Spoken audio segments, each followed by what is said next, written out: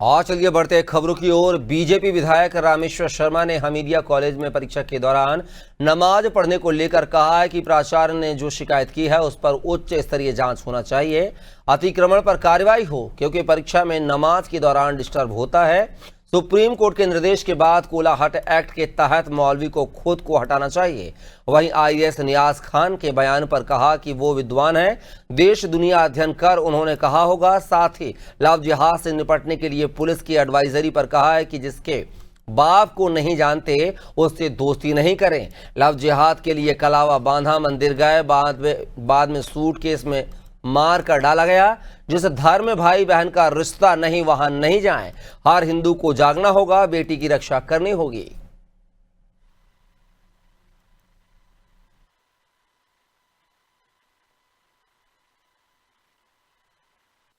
मैं उम्मीद करता हूं कि विभाग इंचार्ज एसीएस इस संदर्भ में संबंधित कलेक्टर को और उच्च शिक्षा विभाग के अधिकारियों की ज्वाइंट टीम बनाकर वो शासकीय भूमि पर अगर किसी तरह का अतिक्रमण है तो उसे अतिक्रमण को तत्काल हटाने की कार्रवाई जिला प्रशासन के माध्यम से की जाएगी। नंबर 1।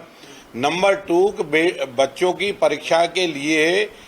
पढ़ाई के डिस्टरबेंस होता है बीच बीच में, अगर उसमें कोई नमाज या इत्यादि की शिकायत भी उनने वो की गई है तो वो शिकायत को भी सुप्रीम कोर्ट माननीय सर्वोच्च न्यायालय के कोलाहल एक्ट के तहत नियम हैं, उन नियमों के तहत माननीय मुख्यमंत्री जी के निर्देश अनुसार बीच में कई स्थानों पर कार्रवाई की गई थी। जिनकी ध्वनि ज्यादा थी उनको नियंत्रण किया गया था, कई जगह से ध्वनि विस्तारक नियंत्रण हटाए भी गए थे। और मैं समझता हूं कि अगर वो संबंधित जो भी वहां पर होंगे मौला मौलवी जी वो स्वयं हटाएंगे तो ज्यादा बेहतर है, नहीं तो कोलाहल एक्ट के तहत माननीय सर्वोच्च न्यायालय के नियम अनुसार वो भी हटाए जाना चाहिए और हटाए जाएंगे। देखिए, नियाज खान एक बहुत साहित्यिक कह लीजिए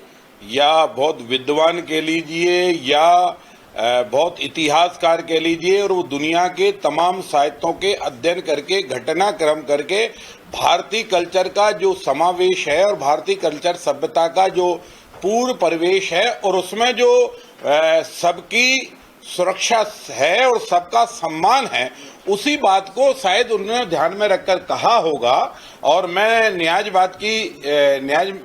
खान जो आईएएस अधिकारी है उनकी बात से असहमत नहीं हूं। देखिए, लव जिहाद से निपटने के लिए मध्य प्रदेश सरकार ने सख्त कानून बनाए हैं, लेकिन लव जिहाद से चाहे मध्य प्रदेश हो, राजस्थान हो या कर्नाटक हो या आंध्र हो या तमिल हो या तेलुगु हो या केरला हो या दिल्ली हो या कोई भी स्थान हो, लव जिहाद से निपटने के लिए सबसे पहले एडवाइजरी यही है कि हम हमारी बेटियों से बहनों से यही रिक्वेस्ट और प्रार्थना करेंगे कि जिसके बाप को आप नहीं जानते उसके बेटे से आपको दोस्ती नहीं करनी चाहिए, नंबर 1।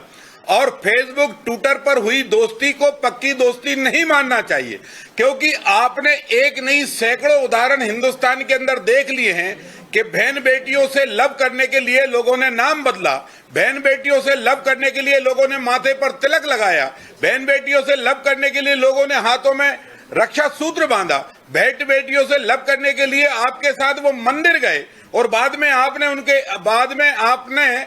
उनने वीडियो बनाए और फिर आपको ब्लैकमेल किया और ब्लैकमेल करके बाद में आपको पछताना पड़ा। और कई बेटियों के तो एक एक नहीं 10-10, 12-12 टुकड़े करके उनको मार डाला गया, सूट के तो फ्रिज में वो बेटियां निकली। इसलिए पुलिस की एडवाइजरी का भी ख्याल रखें और माँ बाप से भी मेरी करबद्ध प्रार्थना है कि अपनी बेटियों को संस्कारवान के साथ साथ ये निवेदन करें कि दोस्ती वहां करिए जिस पर भाई का भरोसा हो। वो आपके धर्म में भाई बहन का, जिस धर्म में भाई बहन का रिश्ता नहीं है उस धर्म में पालन मत करिए।